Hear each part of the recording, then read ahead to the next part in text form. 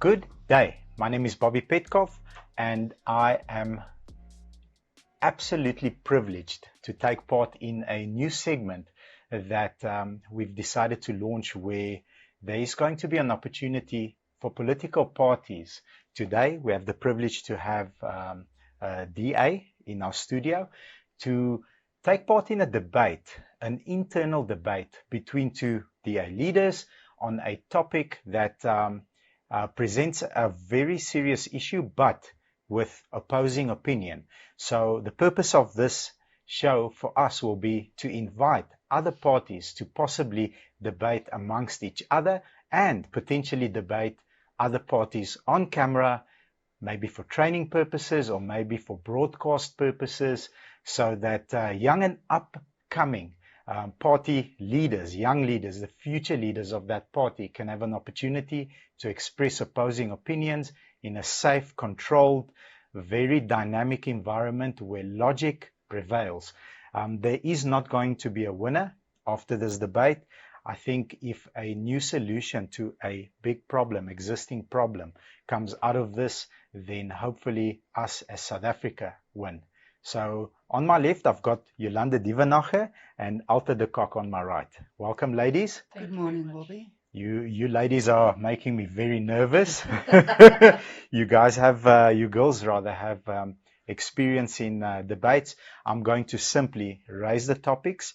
I'm going to try my very best to control that it's as respectful as possible, as factual as possible, and that we don't veer off course too much. Any questions? No, I think I would just like to thank you for this opportunity, Bobby. Obviously, we don't get a lot of opportunities like this, and we don't get a lot of opportunities, especially to see ourselves in a situation. We are obviously most of the time on 180 miles per hour, Yes. and we don't sit back and take time to really look at what we're doing, how we're doing it, and get other inputs from outside on how things may be done differently. Amazing. Yes, so thank you so much for this opportunity. Let's make the best of it. You guys approached us. We said yes, absolutely. It's a first for me as well. I am normally very nervous around politicians, but Everybody is. the one thing that I will say is I love being challenged, and this is reaching very high up for me. So hopefully I don't embarrass or disappoint anybody. I will try my level best to bring what I've learned in the business world around opposing opinion and how I lead arguments within our company to obviously not expose leaks, but point out that sometimes somebody that is arguing against you has a better way of doing things. And the moment that you accept it and you collaborate, there's obviously a better future and a better outcome for whatever solution you're trying to resolve. So I'll give you my best. I know you girls came prepared, and I'm very excited. So this is the first one. Thank you. Be gentle. You may not bite or scratch me or anything like that. So keep all the heated debate that way, not this way. It's on camera, we won't do it. Okay, thank goodness. Keep those camera batteries rolling. So let's kick it off. I'm gonna read out the topic, and we'll take it from there. So, local bargaining council agree on a 3-year incremental wage increase for municipal workers across the city. The process does not take into account the city's financial situation, and the city only has an opportunity to post fact apply for an exemption. This year, Tshwane could not afford the increase as the budget is 3 billion rand underfunded, and in May, Council resolved to apply for an exemption.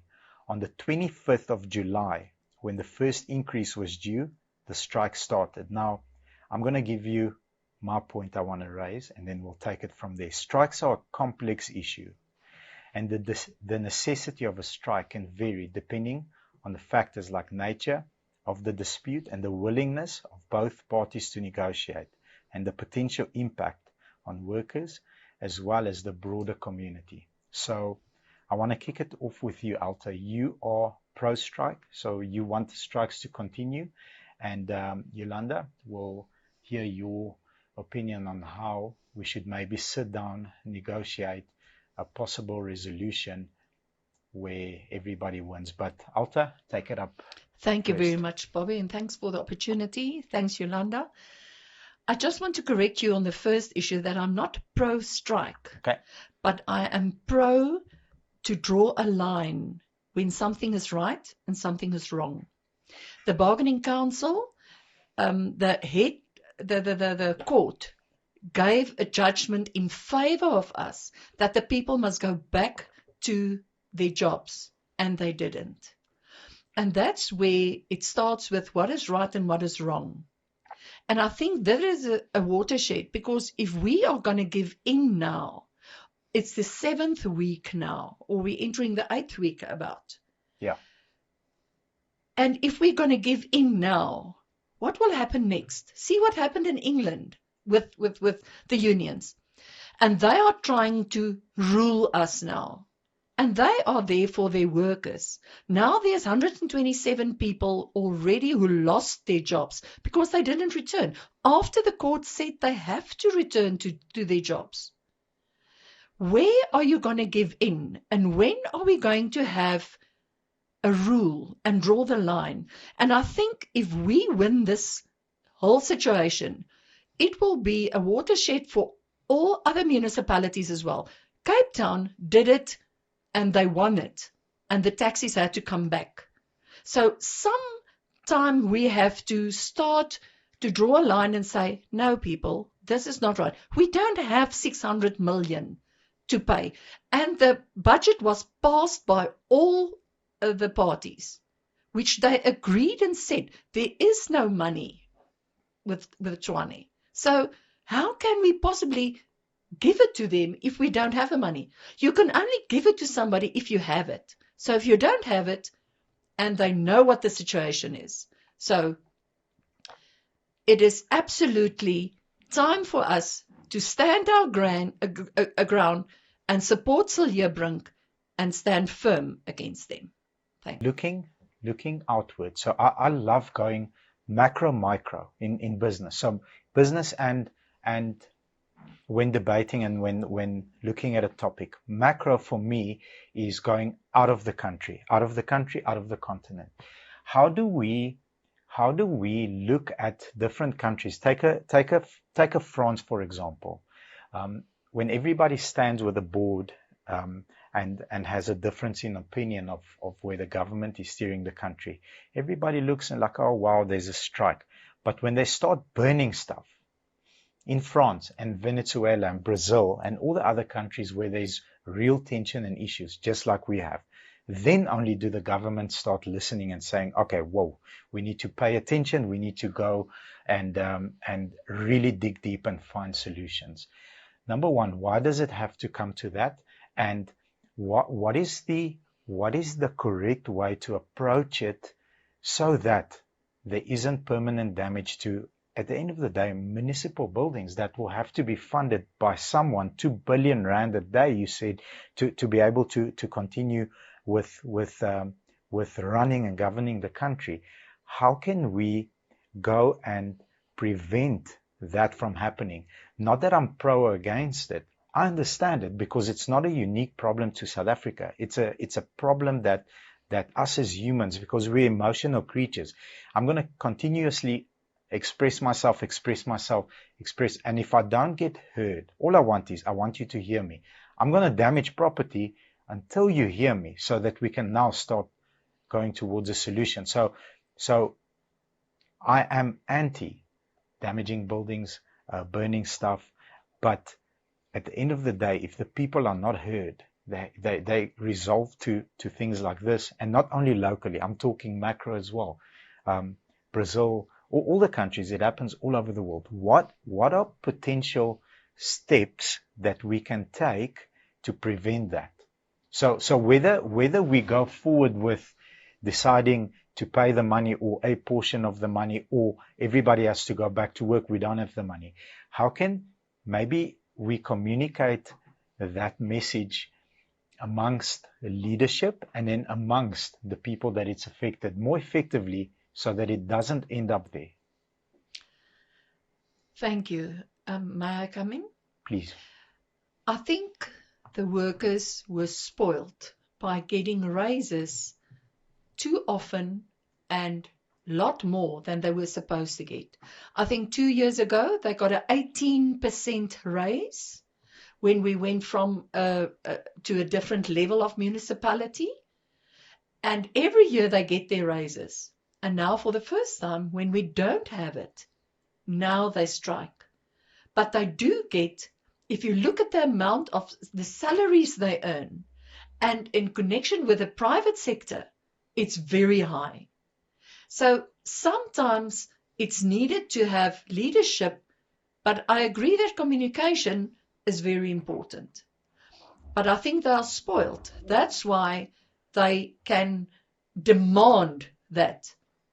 Although there is no money, they have to understand that there is not, because the municipality wasn't functioning well. And while it was under a different governance, we really used all our money in our coffers. So there is no money left. So the first thing that you said was the vandalism. Everywhere around the world, the masses are feeling if there's no vandalism and there's no burning, then nobody is hearing them. So you are absolutely right. That is what we see on television, international news, national news. We see this country burning. We see all over the world countries are burning, because we have to understand that where governments are in government, that wants to rule on non-capitalist or non-democratic principles, they have to create anarchy. Anarchy is the only way that they can rule. So this strike, yes, it is about the increases, and yes, it is about salaries and having a job, but it is also about creating anarchy. When they create anarchy, then the city becomes unrulable, ungovernable, and that is where the crux of this matter lies. What we are looking at in the DA, Alta and myself, and the rest of the DA, is a long-term solution. We understand that this is not going to be solved in a day or a week or two. We are looking at a long-term solution. Am I right, Alta? Yes, I agree. I think as something we can think about in the future is more performance-based raises and not an annual raise for everybody. So you can work against a raise and deliver a service which we can then, you can benefit out of it if you work really hard and you give your best. May I? Yes. Is there a metric that you can currently right now deploy to be able to measure performance and measure improvement right now? The KPIs of each job must be very clearly of what is the performance that you need, the objectives that you have to reach, but not necessarily for the workers, more for management.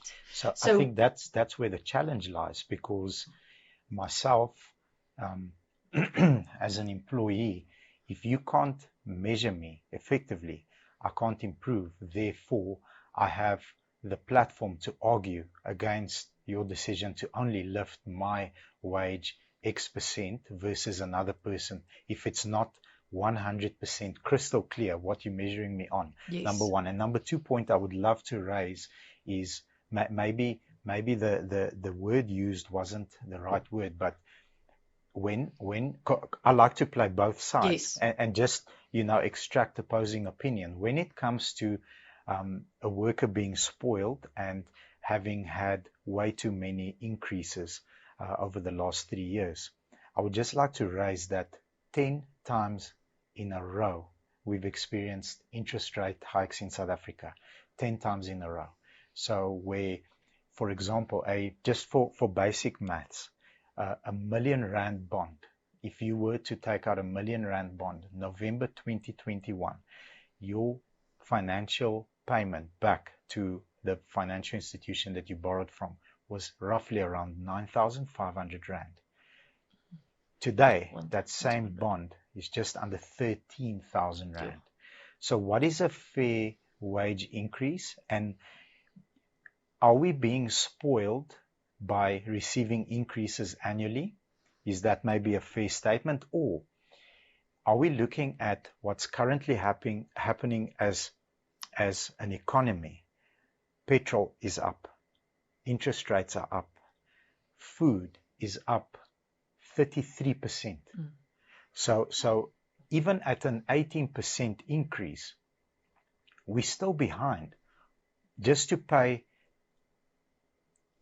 normal living, just to be above the breadline and pay all our debt.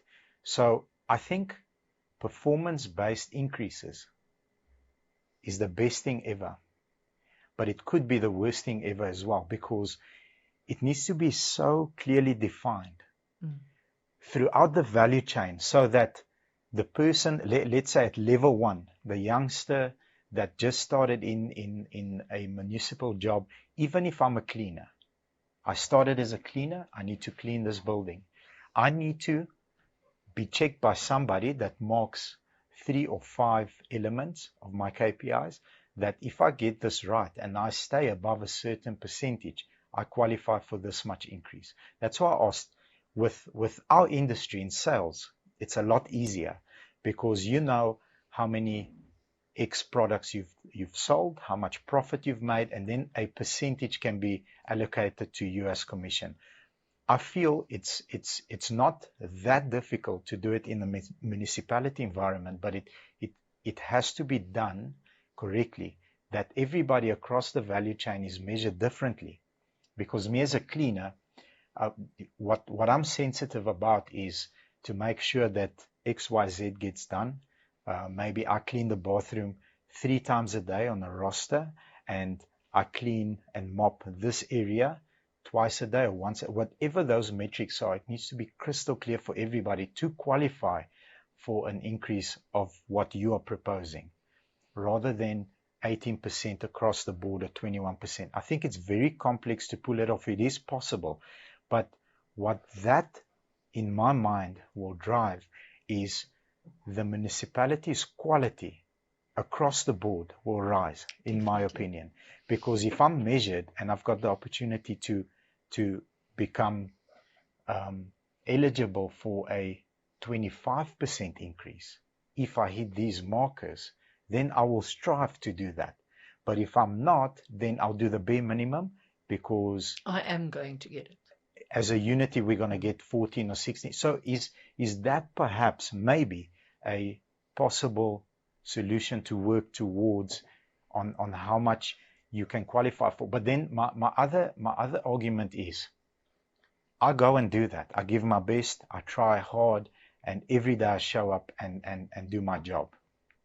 It gets promised to me, and then I don't receive the money. How long will a person's will last, and that fire to improve, before it starts to slowly die? Normally you can object against it, and they will look into your situation again. Sorry. Thank you, Walter. And thank you, Bobby. I think we have to acknowledge the situation in South Africa.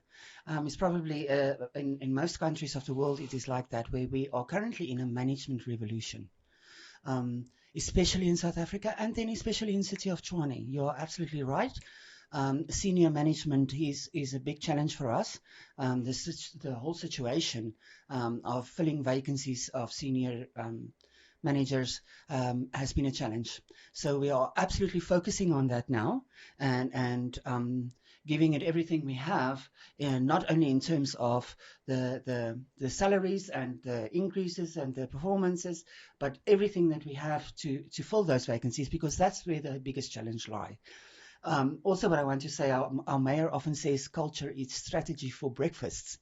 So now you have to understand, in this culture where we have now been in, for next year it will be 30 years, right? So to change this culture is going to cost more than just strategizing. It's good to strategize, but we have to get the basics right. And one of the basics that we have to get right is fixing senior management. Another basic that we have to get right is creating a culture in our municipality of wanting to work. And I once again agree with you, Bobby. Performance bonuses are one way to do that, but performance increases, which you are tackling very bravely, might I add, is also a very big incentive. If I just do this, okay, and I'm entitled to 3% bonus. But if I really pull my weight and I am measured by senior management and those basics are in place and I can be measured and I can then qualify for a higher percentage increase, I think that's where the crux lie, Bobby. So the solution, one of the solutions is definitely coming from you. But I want to raise another, and this is a big elephant in the room, and I am a average normal South African, and the only way that I think our country can grow is if more people seek to understand. And it says here, local bargaining council agrees on a 3-year incremental wage increase for municipal workers across the city. You said all parties are in agreement that should be stopped. We can't afford it. So communication breakdown is maybe not the right phrase to use here. I think there was no communication here because it's misleading and it's creating a conflict that perhaps shouldn't be there. Before this ruling is made, I think sequencing is very important. So in sales, I use a very cheeky way to explain it. If you have, I'll try in 90 seconds. So sequencing works this way. A 17-year-old girl, okay? Move 1 is to finish high school. Move 2 is to perhaps seek tertiary education, get some sort of a diploma or degree, so that she has a better opportunity to get a nicer job that earns more in the workforce. Move 3 for that young lady is, once established, then look for a partner to get married to, which is move 4. And move 5 is have a baby, grow a family should she choose to, and that's what, you know, the ultimate goal is. Move 5 happens more or less at the age between 23, 27, 28, depending on the ambition and the career opportunities and the career path. Now, sequencing this whole event wrong is getting pregnant at 17. She's doing move 5 at 17, which is, you know, the whole value chain going forward. Not that she can't do it. I think it's going to be harder to do it that way. And there's a lot of opportunity that along the way she won't have, because now she's a mom. There's different responsibilities and different things that she has to prioritize. What we've done here is we are pregnant at 17. We've said yes to a 3-year incremental wage increase. Then collectively, all the parties disagree to it. That's not fair on the baby, which is the South African people. Public. That's not fair. So I think a breakdown in communication is off the table. There was no communication here.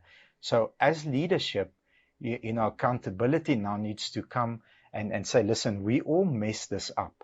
What is the best possible solution going forward? Because if I'm part of the group that was told I'm going to get an increase, I want an increase.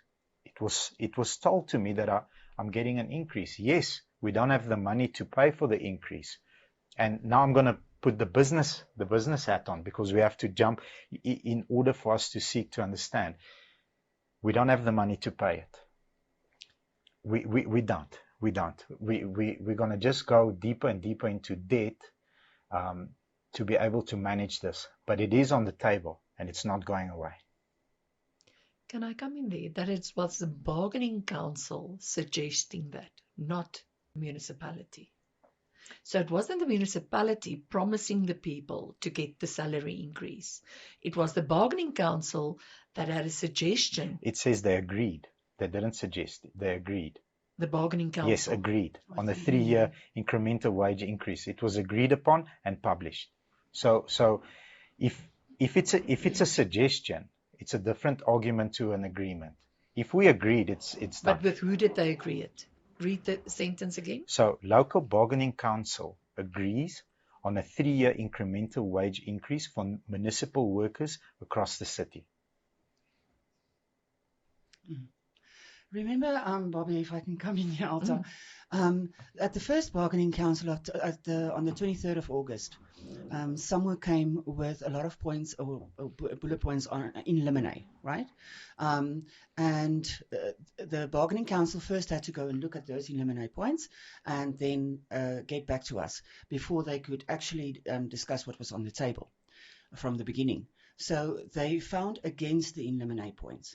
And then they came back on the 30th of August to discuss what was originally on the table. And one of those, that was one of those points, the over 3 years, the increase. Then the bargaining council found in favor of the unions. So they didn't, it's a difficult concept. They didn't go against us, but they found in favor. If I may, that sounds like T's and C's apply. Yes. And for the common South African, which is me, I'm not interested vaguely in your T's and C's. I'm interested in local bargaining council agrees on a 3-year incremental wage increase for municipal workers across the city. But that's not where the process stops, Bobby. We have a process in South Africa, and that is what we're following from the beginning. We followed all processes, all procedures. The process doesn't stop with the bargaining council. There are still some higher authorities that we can now approach, which we have done. We've gone to the Labour Court and we have taken this decision from the bargaining council on review. So the process must be followed. The process is there for a reason so that it can be followed. The unions never followed the right process. They are participating in an illegal strike, an unprotected strike, and I mean, we're not even talking about vandalism and all the things that came with that. The fact of the matter is there's a process on the table in South Africa from a judicial system that has not been followed by one side, that has been followed by the other side, and now we want to meet each other in the middle. So this is not going to happen. If you are playing rugby and I am playing netball, we're not going to have the same score. We're not going to participate to the same score. And the same rules. And the same rules. But on your point, I think we are playing a South Africa together. We're not playing different sports here. And because a process wasn't followed by one party, now it gives us the opportunity to point fingers, which will solve nothing.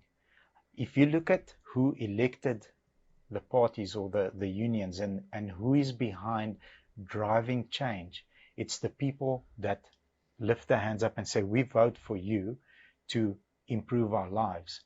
Whether a process was followed or not, the communication and the breakdown still lies on the leadership. And by us pointing fingers at each other, there's still buildings burning, 11 interest rate hikes in a row. I have to pay more for food. I have to pay more for my car. I have to pay more for petrol.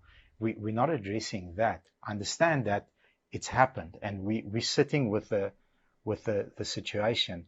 But unless very dynamic conversations start to happen and people start accepting ownership of, listen, we screwed up here. Here's what we propose going forward. Because if the process wasn't followed by, let's say, for example, the union failed to explain the whole T's and C's process around the 3-year incremental wage increase, how do we engage them to say, okay, let's have the conversation with the people and accept ownership of this part. But then if I'm sitting on the union's seat, I want the 3-year incremental wage increase. Because we haven't followed the process after the fact doesn't make it okay to remove the promise because we haven't followed the I'm not sure if I'm making the right argument. Yeah. But both parties are right, and who suffers at the end of the day? Number one, the rest of South Africans who don't work in the municipalities because our rubbish is not being collected. Our electricity, we've been running generators for 4 days in a row here, which we haven't budgeted for. Our electricity is not working, and the people can't come out and fix our water and lights. They can't come out and change a cable, because if someone does, then the people who are taking part in the strike will hurt them. They will literally hurt them. So that everybody's scared.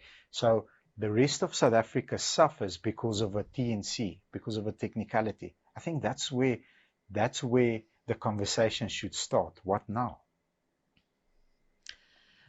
I can just add something, that the lowest salary of a cleaner is above 9,000 in Tshwane.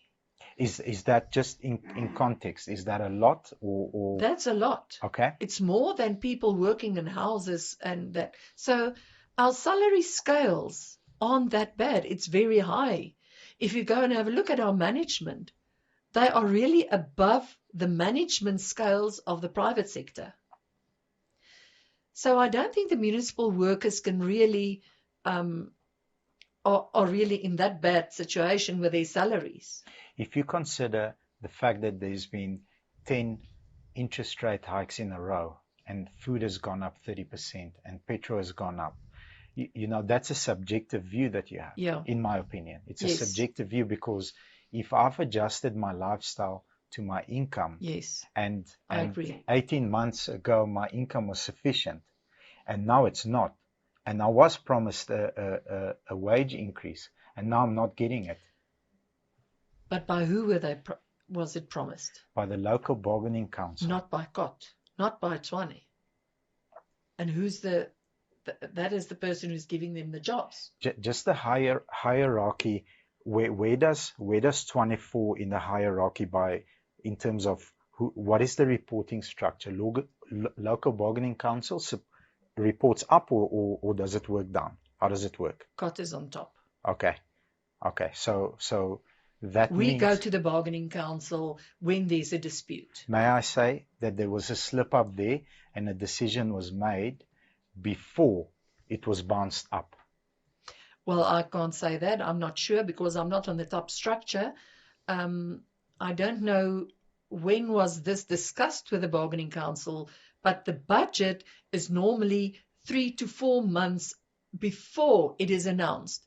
It's open for discussion and public participation. Okay. So I'm sure that they were aware of the whole situation before it comes to table, and all the parties have to agree, and everybody's focusing on the budget before it comes to the table, and then we vote.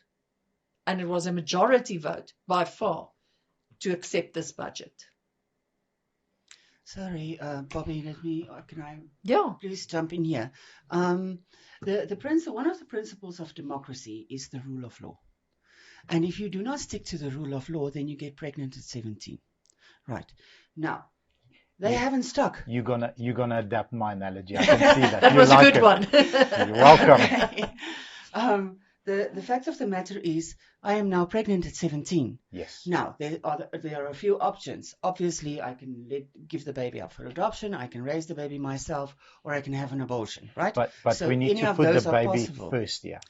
Okay, you want to put the baby first. I think we have to put If the you baby want to put first. the baby first, then you need to look at the rule of law. Okay. And you need to look at the process that is on the table.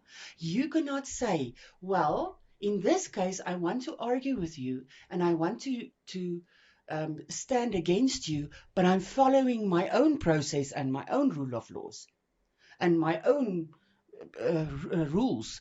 You have to look at the Constitution. The Constitution of South Africa is in the top spot.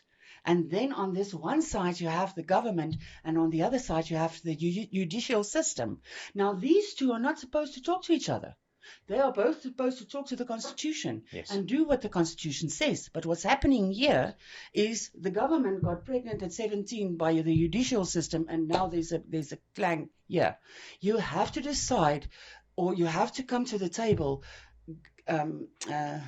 negotiating on principles and on the rule of law. If you do not do that, then the sequencing is wrong, then the communication will look like it broke down. It didn't, because we were honest from the beginning, and we said, there, anybody can look at the statements of the municipality, our financial statements. It is public knowledge. So anybody can look at that. We were honest from the beginning. We were forthcoming from the beginning. The ANC voted with us in the budget meeting. The EFF voted against us. But the EFF is a party of anarchy, like I said before. So we have to take into consideration where everything is on this line. We cannot draw a straight line if points are going like this. And I know I'm suggesting now, which you cannot probably, listeners outside can probably not hear, but if it's a zigzag pattern, you cannot draw a straight line. But and I'm not going to take a side or decide who's right or who's wrong, but as a neutral man that wants the best possible outcome for South Africa, opposing opinion is very important. It's very, very important, because if there is no opposing opinion, that leads to ultimate power, and ultimate power ultimately is corrupt. It doesn't matter how unless there's strong parties challenging each other and having quality conversations where logic prevails, opposing opinions are absolutely necessary. So whether the ANC or the EFF voted with or against this, it needs to be heard. It needs to be heard on a platform where the baby knows that whatever happens to me going forward is the best possible solution with the situation that we find ourselves in. Is that being done currently? Can I come in here? I want to give absolute credit to our Executive Mayor, Siljebrink, because on communication, there was none that he didn't communicate. We had every day a communication, a video sent out to tell us on what stage is it, where are they now, what's going on. The communication, and I think to Jackie Ace as well, they are every day on it to send it, and they ask all the councillors to send it out to the groups so that everybody can know exactly what is going on and what is at the core of the situation and of the problem. And I think this is very important for all the other municipalities with the same problem, that if we give in now, it will be chaos. Then all the municipalities, then they will run with it. It's very important, if you have a teenager, to stick to the rules. And if you let them go once, they'll do it more. They'll do it again. So somehow we did say at the beginning, from the start, that we started with a 10 billion, I think, debt, more or less. And we had to start to recover this. And I mean, the councillors didn't even get a raise for the last 4 years because we are looking after Tshwane. And this is where we have to look after the mother, because she needs to produce more and to keep on producing. So somewhere we have to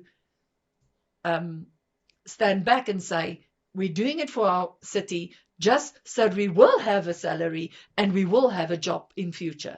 Otherwise, we have to let down about a third of our people, employees, because we can't afford it. So is that communicated?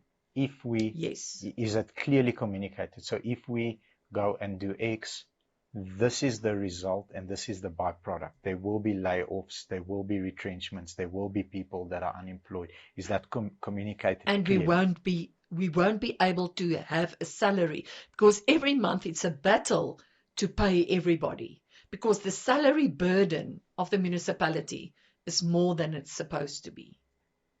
The amount of money, of the percentage of our budget is way too high. That opens up a different debate. That one is a big one, because then again, is everything measured correctly? Is the KPI clear?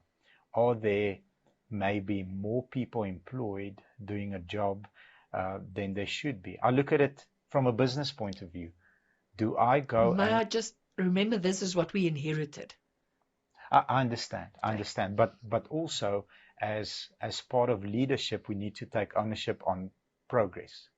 So I understand it's inherited, and this is what we found here, but what can we do to improve the situation?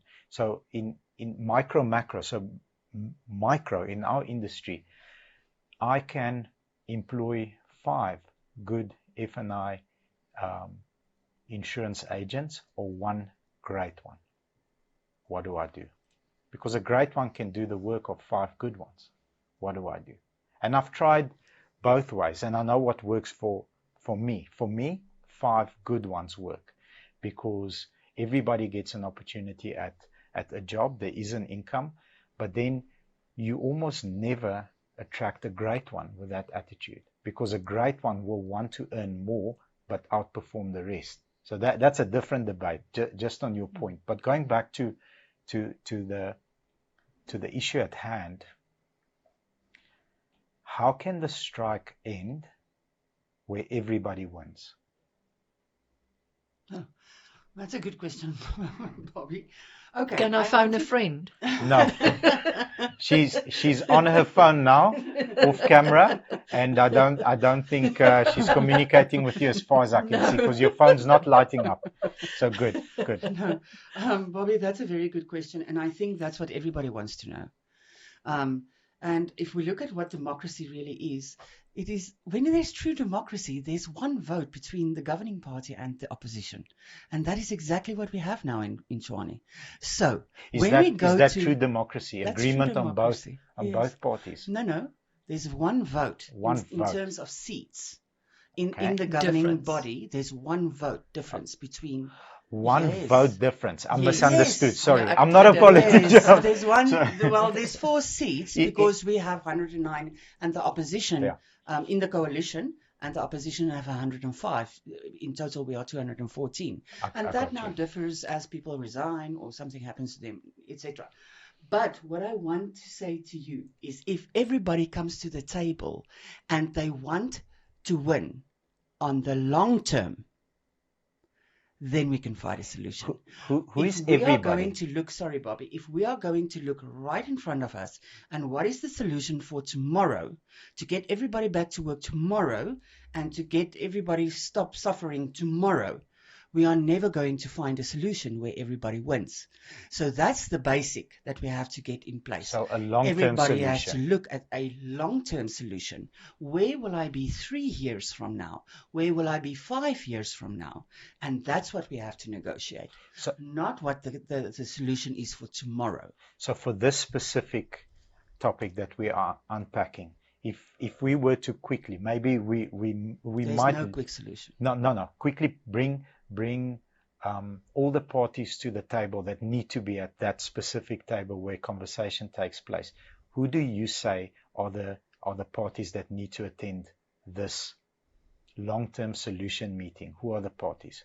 Well, I think first of all, the unions, because they represent the Okay. workers, Okay. they have to be around the table. How many unions need to arrive there? Well, we need to have the 2 biggest ones there. The biggest one is SAMU, and then the next one is Imatu. So we have to have them. SATU joined also. But So- I'm But it's not afraid of municipal exclusion. workers. I'm afraid of exclusion. I think long-term solution will mean everybody, even a smaller union that has a say in this matter, in my opinion, needs to be there. Or am I wrong? I think the more representation the workers have, the better. Yes. Okay. But we need to listen to the workers, and we want to listen to the workers. Okay. But we do not want to listen to a few ringleaders who want to create anarchy. We want to listen to the workers. Remember, someone has distanced himself from this strike, officially, and in the media. They're saying that they didn't organize the strike. It's a few ringleaders. So let's get the true representation from the workers around the table. Let's get the management of the city of Tshwane around the table. And let's get mediators if need be. What's happening here is we are not listening to each other, especially the representation or so-called representation that's been coming to the table so far. on behalf of the workers. We need to get the representation that truly represents them. Then we will be able to listen to each other.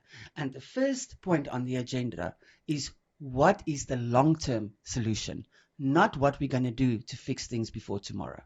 So when having or hosting an event like this, how do I, because I'm going to wear I'm a municipal worker hat, how do I see in real time that I'm being represented and all my Needs are looking. fears, needs, all my agendas are being met, and met in the way that represents me, whether it is from a big union or a small union, to then have someone impose the final decision on me where my heart is at peace? Do we do it? Do we televise this event? Do we have a vote afterwards? Does this event happen between closed doors and in the leadership of those unions? That's normally what happens. Is that the normal way? Maybe, I'm just thinking out loud, maybe the right way is to televise it, and have them argue the points, all parties involved, where at the end of the day, you gave your best and you presented your argument, and we are in agreement on 2 points. On 8 we disagree, but considering everybody's opinion and input, I don't agree with it, but I understand the final outcome. Is that maybe a solution? Bobby, I think that's Alta, very important question that you're asking. What you are suggesting is that we level the playing field. Yes. So we don't give a few ringleaders of the unions the power to decide for everybody else. We level the playing field and we say everybody is part of this negotiation. I think that's also a very important principle of democracy. If you don't level the playing field, then you get a communistic situation where a few people make the decisions for the whole lot. But not only that, but also having the opportunity to see that whether I belong to a union that has 5,000 members or 5 million members, I belong to the union, I pay my levies, I pay the council fee, and I'm getting the bang for my buck. I am being represented, even though not by, it's like you have a ruling party. Why? Because they went and gathered more votes. Then they deserve to have more say. That's just how it works. But by me seeing that my levies and my union has a say in the final outcome, it makes me feel like I have a say in the final outcome. Whether it's favorable to me or not, at least I have a say. Because if I'm wearing my hat and I'm a worker and I get told this was the decision that was made, did I have any influence on the decision? I don't know. I just need to accept it. That frustrates me if I wear that hat. Can I just say that I think there's a division, there's a discrepancy between the leaders in SAMU as well. And that is where the problem, I think, actually lies. But that needs to be exposed. That needs to be exposed. It has been exposed in a certain way. But it needs to be, sorry because to interrupt some of them said, yes, no, we don't agree to the strike. And the others just got people to do the more aggressive. But if we're gonna say something and do something else, then if you decide to go that way, you need to stand your ground, stand your man or stand your woman, and say it publicly. This is how we feel. This is why we feel that way. Or go back to the drawing board in your team and in your camp and say, we are divided on this. Yeah. Let's hash it out so that we can go as one voice. Because but that's what the municipality is trying to do now, to point out what is wrong and what is going on in SAMU, to show the workers that the people are divided. But unless it's on a public platform where the workers can see the division, if I belong to a union, let's take sport. Okay, let's take sport.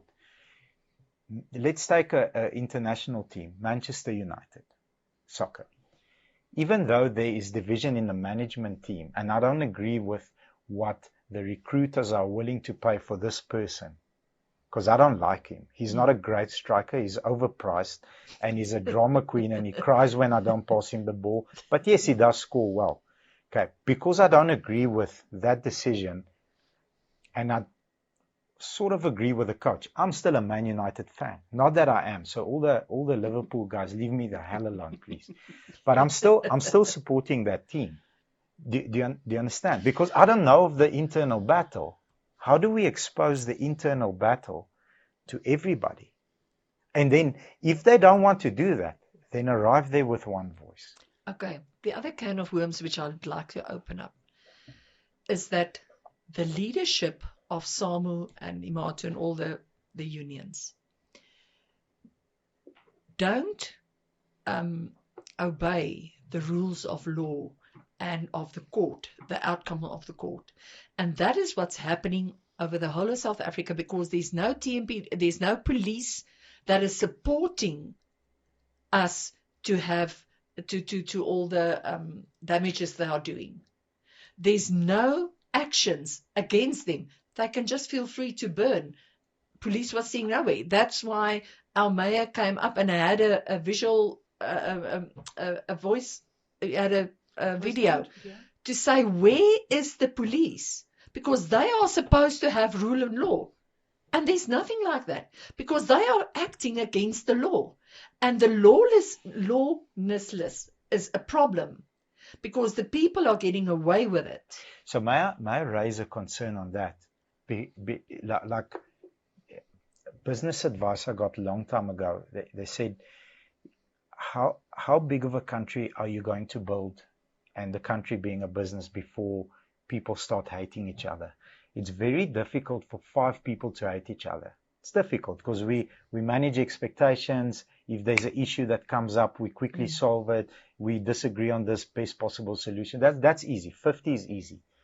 15, also easy. 50, manageable. 100 plus, unmanageable. Here you're talking about thousands of people. And, I think it's unfair to maybe say that a union is not abiding,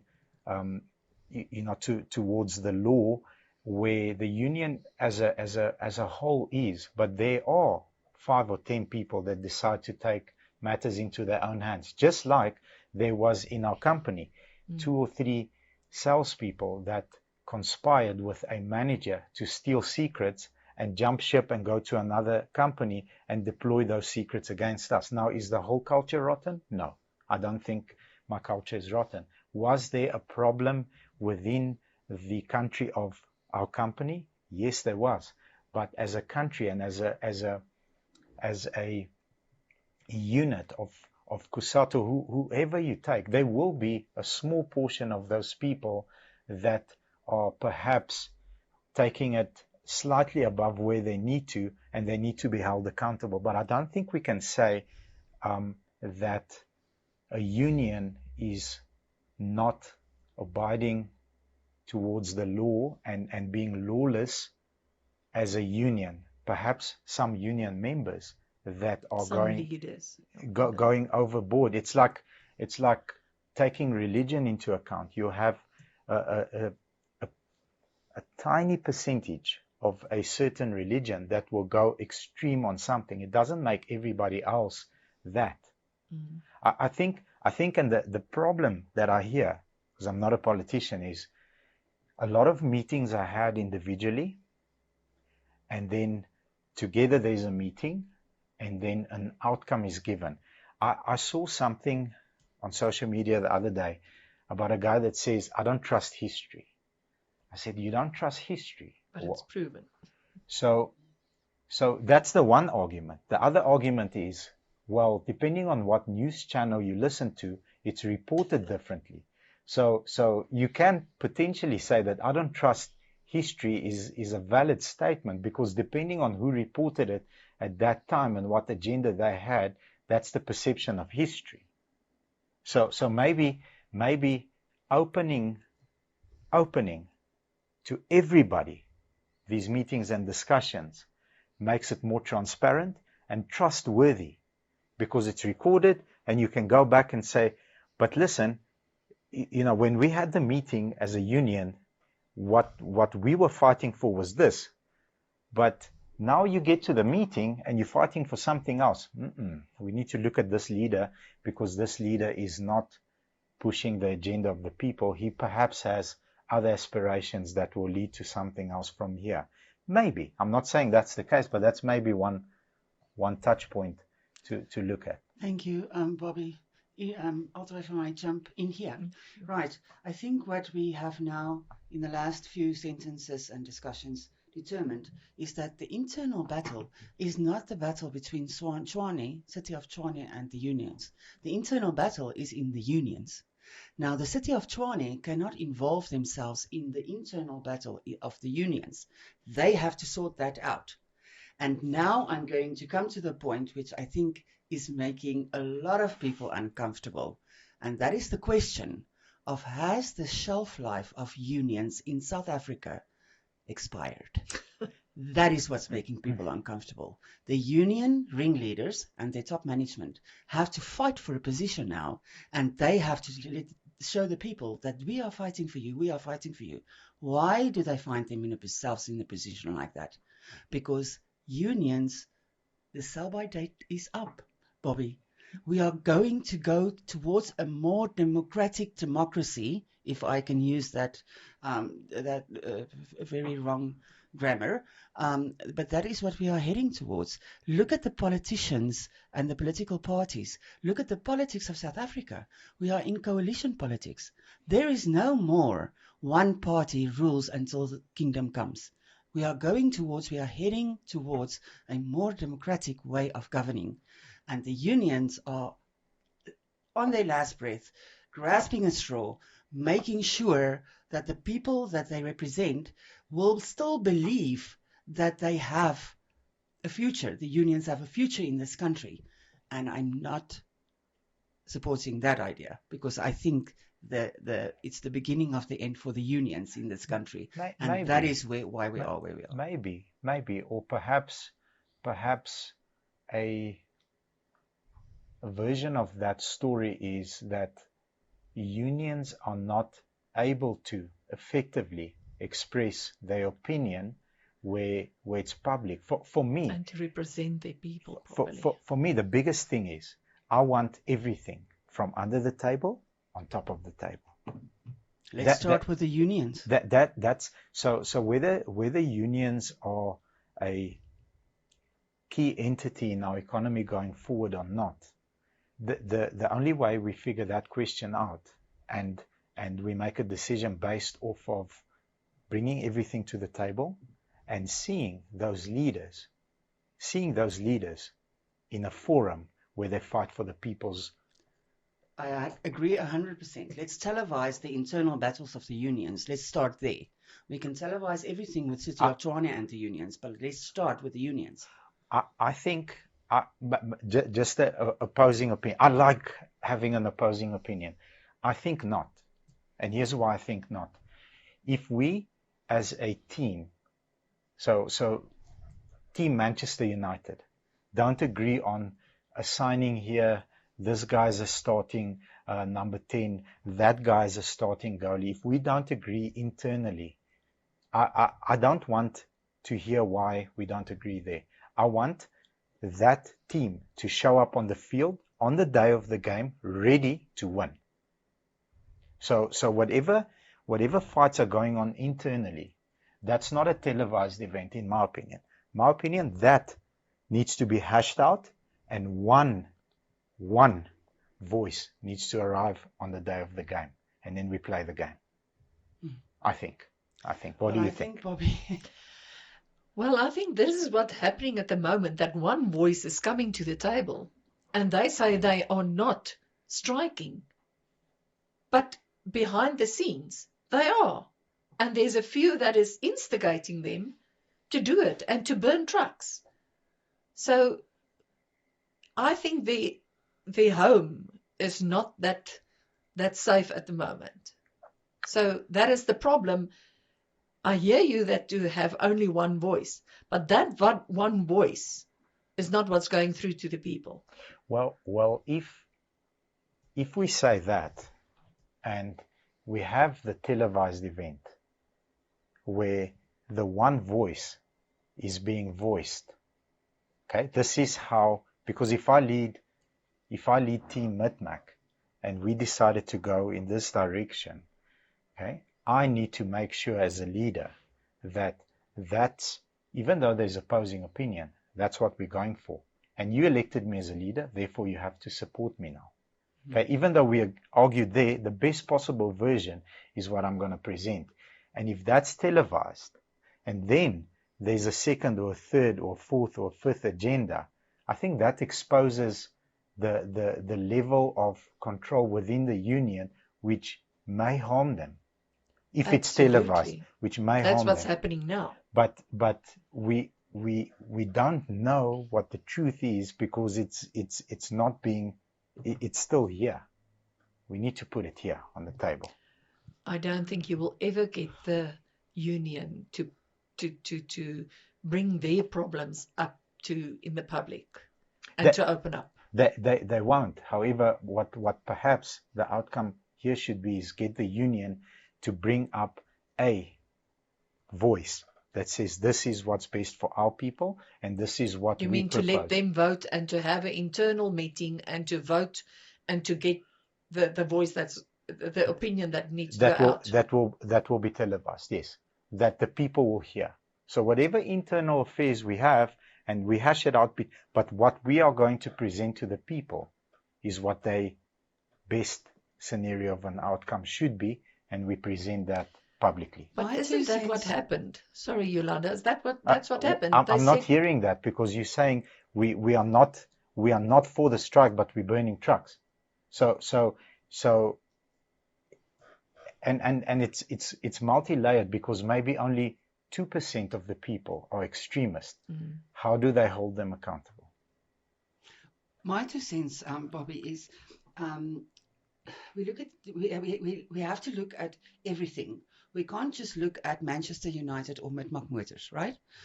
What you guys are doing, Manchester United is doing what is best for the team, not for the public.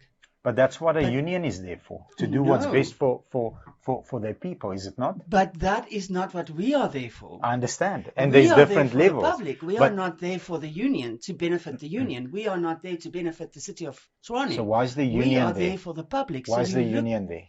Because they represent their workers. But why is there more than one union? Because there needs to be opposing opinion, which is perfect. You understand what I'm saying? So this is not a game where we have to come up with an unfair advantage. No. This is a situation where we have to look at what is best for the broader masses. And the unions don't have the agenda of looking what is best for the broader masses. The unions have the agenda of looking what is best for the 5 of us that sit at the top management. Otherwise, it will be no problem to have transparency in the unions, take it from under the floorboards and put it on the table. There's a reason why it's secrets. The unions, though, the top structure will definitely get their salaries. They don't mind about those that lost their jobs because they didn't. They encourage them to stay away. Yes. Because they know they are going to get their salaries. Yes. It's not their salaries that are on the block. But that statement on its own maybe is a little bit unfair. Because if you say they encourage them to stay away, but publicly they say that they are not encouraging them to stay away, that's where the problem lies. So again, I think circling around the issue is there's obviously opposing opinion within a party, which is perfect, because as soon as there's more than 5 people or 10 people, or in a union's case, hundreds of thousands of people, there will be difference in opinion, which is awesome. Yes. But the best possible solution going forward needs to be agreed upon. And once that is agreed upon, it needs to be brought to the public, because ultimately decisions around the table with 4 walls and a closed door and no cameras that need to be accepted by me, who's working for the city of Tshwane or a municipality, doesn't matter which one, where I don't know, was I represented correctly? Was I told one thing, but then a different deal was made? If it's public, I think everybody will be a lot more careful on how they sequence their moves. So I don't know if that's even possible. I think that's very interesting, Bobby. Sorry, Alta, because if you look at what you just said, and by the way, Bobby, I think we have to go and have coffee and talk about your analogies, because a lot of them I find very interesting, and I think I can learn a lot from your analogies. But what we are looking at then is to have or to encourage 50 unions representing the workers of the city of Tshwane, and not only 2. The moment you level that playing field, But then you will get unions that truly represent their workers and not just represent themselves, because that's what's happening now. but is that not the ultimate goal then? Because I agree with you. because then, if we go and lose a ruling, I will accept the defeat and I will learn from it, and I'll know what the lesson is in there, so that the next time I pitch up there for a ruling, I'm going to be better. Yes. Okay. Yes, and then we have to compete. Who's negotiating the better for the workers? So I, as a worker, have more choices. But publicly, which is our constitution. Publicly. It gives you a choice. Publicly compete. Open the choices. Publicly compete, where yes. we know that at 6 o'clock on Sunday evening, on SABC 1 and on 5 radio stations. That's exactly what I wanted to ask. What do you suggest then? How will we get the unions to go public? What medium or what forum would you suggest? So I think local and national radio stations needs to take part in this, as well as TV. So SABC 1, 2, ETV, those negotiations are going to be made in 10 minutes. Yeah. 10 minutes. Social media platforms, everybody's on their phones today. So you've got Twitter, you've got Facebook, there's polls, there's 100 ideas that I can come up with in the next 10 minutes, that everybody, no matter your social standing, has an opportunity to voice, to look at what's actually happening, so that has a right to be heard. So if I'm running a union, so I'm going to wear a couple of hats. If I run a union and I want to build a big union, I need to get a lot more people's votes and buy-in. How do I do that? I perform. I perform. You judge me on results. You want results? Vote for me. Yeah. Okay, but tell me about your results. Did you see what happened in that meeting? Did you see the negotiation that I did there? Did you see collectively what we've done? And I think if you go SABC, radio, social, Twitter, local, as well as national radio stations in different languages, and have an actual event that is marketed and advertised next where Sunday. The unions are against each other. Not against each other, where there's communication between them. Create a competitive environment. Yes, and where decisions like this are processed before published, before there's false hope, because this is false hope. It's you're getting a 3-year incremental wage increase. Okay, it's decided by local bargaining council as a simple South African. That says to me, I'm getting an increase. T's and C's are not mentioned here. And even if they are, then start with the T's and C's, and then in a month give me this. And say they still need to go to the municipality to what negotiate that. That's not what it says. Because that is what they decided, but not what has been discussed with the worker. I'm getting a 3-year incremental wage increase. That's I read nothing else except that. Because remember, TikTok also came around. Now I've got a 3-second brain, because that's what we have today. That's true. I've got a 6-second brain at max. And within 6 seconds, I've already processed. So for the next 3 years, I'm getting an increase. And you're making the sums. I'm making I've already spent the money. That's how my brain works. I've already spent the increase. Done. I'm getting a slightly bigger TV. I'm able to now afford the books for my daughter. Leave the car. But I'm talking from the 9,000 Rand wage increase. I can afford actually now to buy books for my children and stationery and new shoes, and I can buy new school uniform for my child that's going from primary to high school. I've spent that money. Now you're saying to me I'm not getting that money. And the problem is now we're pointing fingers at people that that are reactive rather than proactive. We need to first be proactive. So sequence, and we need a cause and effect. So we just got the effect. We need to have the cause that triggers the effect. So the cause that triggers the effect is having strong negotiations around a whatever 18%. If 18% is not achievable and 14% is achievable, and it makes logical sense on multi-layers, then me as a leader comes back and says, listen, we run the union. I know we promised you 18, but here's what happens at 18. We have to lay off X amount of people. We have to cut budget there. Therefore, these things are not going to happen. At 14, we can keep our heads above water. That's the best we can do. And have those brave leaders come to the table and argue. That's an event. I'm 100% sure that wherever I'm at in the country, the generator has diesel. If Eskom fails us on that day, I'm watching that event on TV, on radio. I'm listening to it, and I'm following it on socials. That's an event I would love to see. That is an excellent idea. I'm happy to wrap it up. Yes, I've really enjoyed it. Wrap it up. I've been part of many conversations. This is one that I'm happy to be a part of, and not only between you two. I love speaking to people with different opinions and engaging them and having pushback to challenge my own opinions, because I know that I know nothing, but I also know that I'm willing to learn from people. So I've really enjoyed this. This was excellent. Really, and I know I don't want to be pregnant at 17. Luckily, it's not possible anymore. But thanks a lot for the opportunity. We really enjoyed it. Thank you. Yes, Bobby, thank you. I think your open-mindedness has brought us to this table, first of all. And the fact that you are willing to be challenged, I think that is why you are where you are. There's no tunnel vision for you. Yeah. I think you are one of those people that welcome pushback to a certain degree, and wants a better South Africa. That makes you a better businesman. Thank you. Better father, better husband. Not yet a father. Hopefully one day. Draw the line.